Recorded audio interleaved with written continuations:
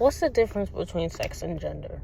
A lot of people normally confuse the two or think that sex and gender is the same thing, but actually, it's really two different things. They're not the same. Sex and gender is actually two different things. People often think that it's interchangeable, and it's not. Your sex is your biological, physical differences, or what you're assigned at birth, whether it's male, female, or intersex. And gender is basically how you identify. Gender is not made up of any binary forms. Gender is really on a broad spectrum. A person can identify within that spectrum or outside of it altogether. Gender is basically a social construct, as gender roles or norms, and they're defined socially through roles, behaviors, or attributes that society considers appropriate for men or women. And even though biological sex, or what your sex was assigned as at birth, may not align with what's going on with a person's body or how they may feel or identify, that's where the differences come in when it comes to sex and gender. Anybody can identify as what they feel. It's not really, there's no outline or format that you have to conform to fit inside these specific categories as to what to identify as. Male and female genitalia, both internal and external, are different. Male and female bodies have distinct hormonal and chromosomal makeups. At birth, females normally have higher levels of estrogen or progesterone, while men have higher levels of testosterone. Women have two X chromosomes, two copies of the X chromosome, and males have an X and a Y chromosome.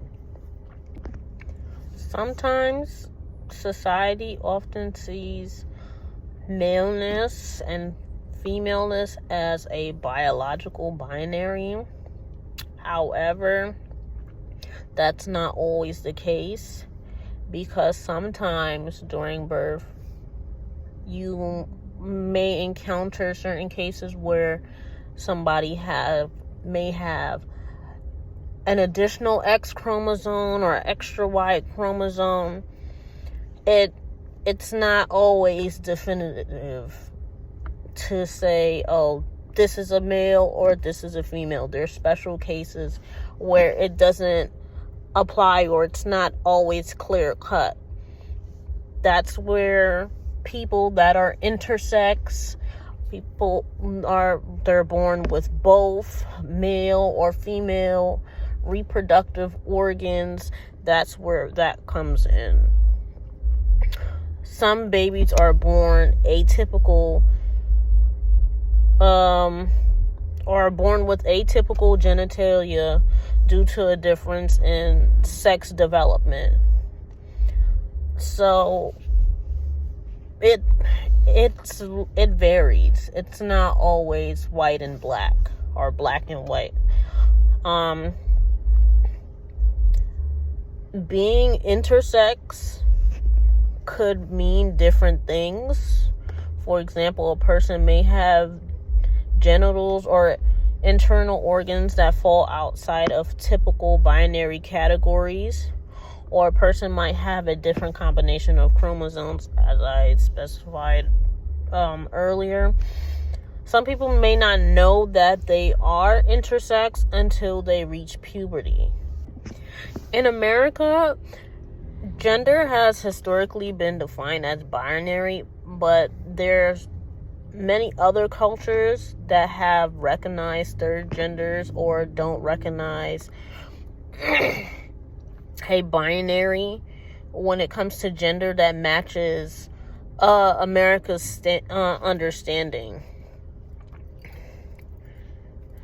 So there's people who identify as non-binary, who don't identify as a boy or a girl, a man or a woman. They,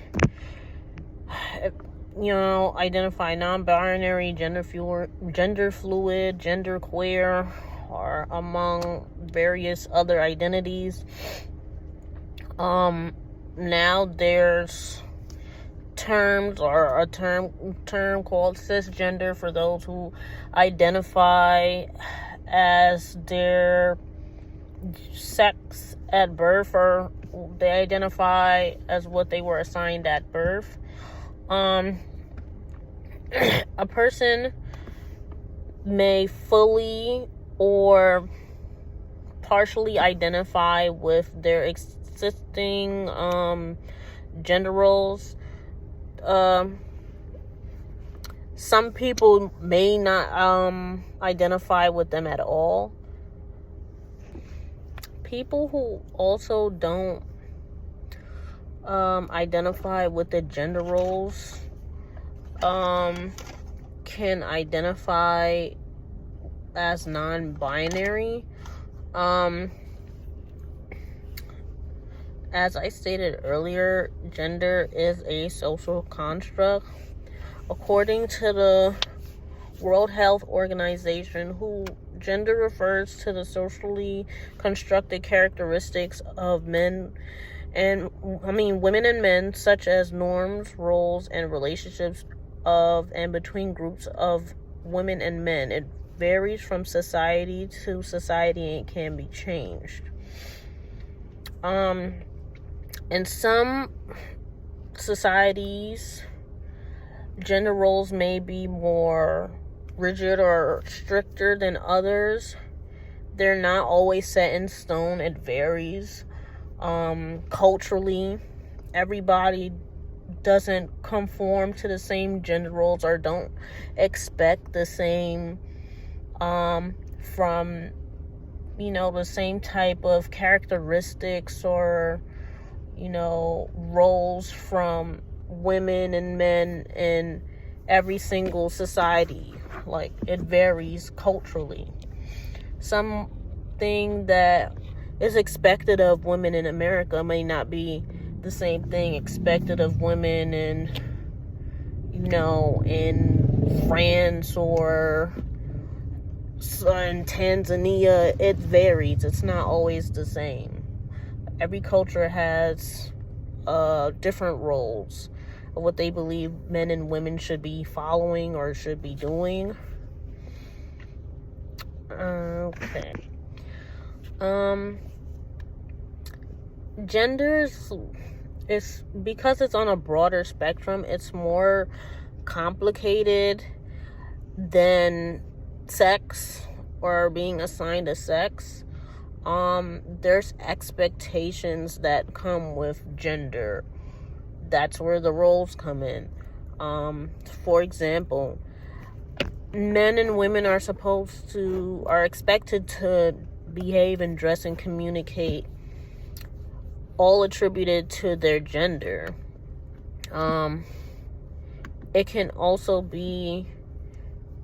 It's also a social and legal status. So it's easy to confuse the two, but remember, sex is biological and made up of anatomy and chromosomes and things like that. And gender's based on what society deems as acceptable for the sexes. What's acceptable for a man or what's acceptable for a woman. Women should be in the house and be cooking, and they should clean and take care of the kids, and men are supposed to be out working hard and take care of the household. and be strong, and they're not supposed to be emotional. These are all gender roles or things that society's put in place to say this is what a man should be like, or this is what a woman should be like, this is how they're supposed to act. And it really shouldn't be like that. It shouldn't. That's why they have something called gender identity. Gender identity is based on how you feel inside and how you express yourself. Through clothing, your appearance, or your behaviors all express your identity. Most people feel like they're either male or female. There's some people that feel like they're a masculine female or a feminine male. Neither male or female. That's where the terms gender fluid or gender variant, gender queer may come in. Your feelings about your gender may begin as early as ages 2 or 3. Sometimes your assigned sex or your biological sex may align with your gender identity. Those people would be defined as cisgender, or people that identify with their sex that they're assigned to at birth. Other people may feel like their assigned sex is of another gender from their gender identity, and these people will be identifying as transgendered or trans. Not all trans people share the same identity. There's different ones. Everybody doesn't always identify as the same thing. Because people identify as different things, that's what makes the concept of gender so complex, and these roles and stereotypes can negatively affect someone in a big way, very drastically, because you're basically blocking them from their expression or their identity, their freedom to say, I identify as X, Y, and Z, and this is how I want to act. There's no rules or anything like that, stopping them from being who they are.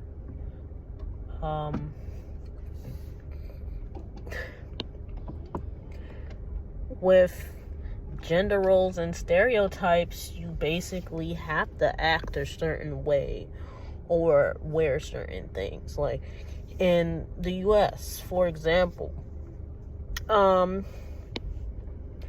pink used to be, deemed as a feminine color, and blue was for a masculine color. So things like that, it doesn't let people express themselves the way that they want to by saying, oh, this is for girls or this is for boys. It puts them in a bubble or in a box, and it confines them to what society deems as acceptable or correct. Even as far as their personality traits, women are supposed to be more sensitive and emotional, when men are supposed to be more aggressive and self-confident, and like women are supposed to be working at, or some women aren't supposed to be working, or they're not supposed to have the manual labor jobs. They're supposed to be nurses or teachers. They're supposed to be more nurturing and loving, while men are supposed to be mechanics or pilots or engineers or something. They have to be more like hard on or more physical, and you have to be muscular and just exert this power or this persona like you're so big and brave, and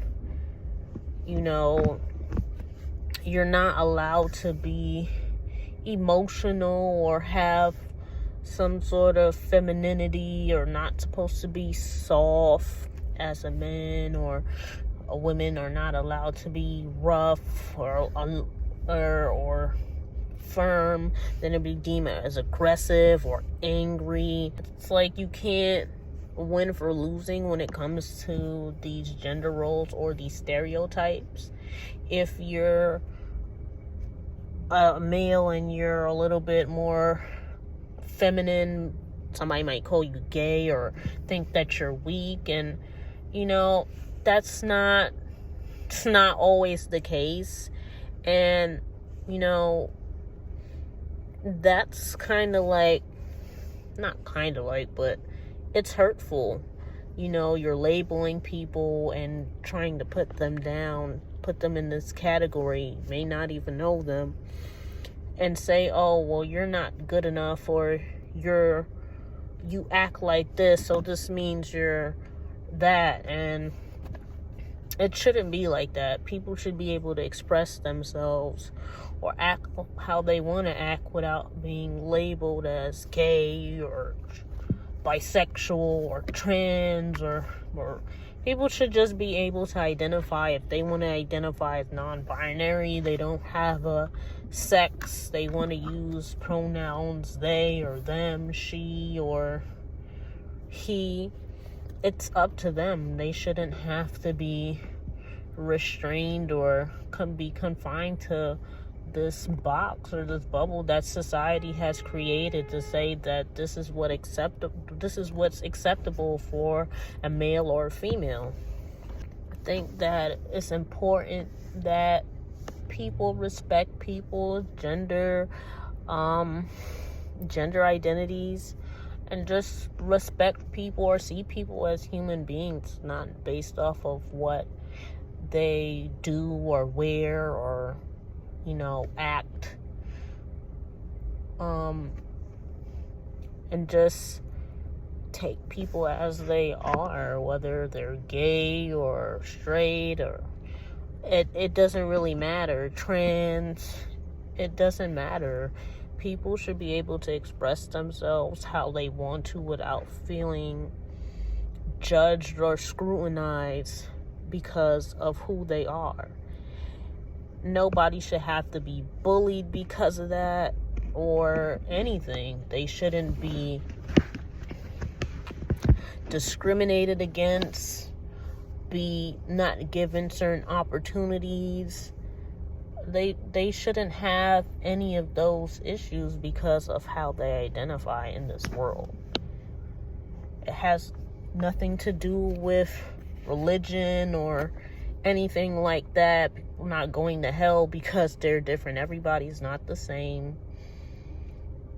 And people shouldn't be forced to act the same. Everybody's different. And everybody should be free to live their life as they see fit. And, that's just that. Everybody should be able to express themselves and love themselves as they are.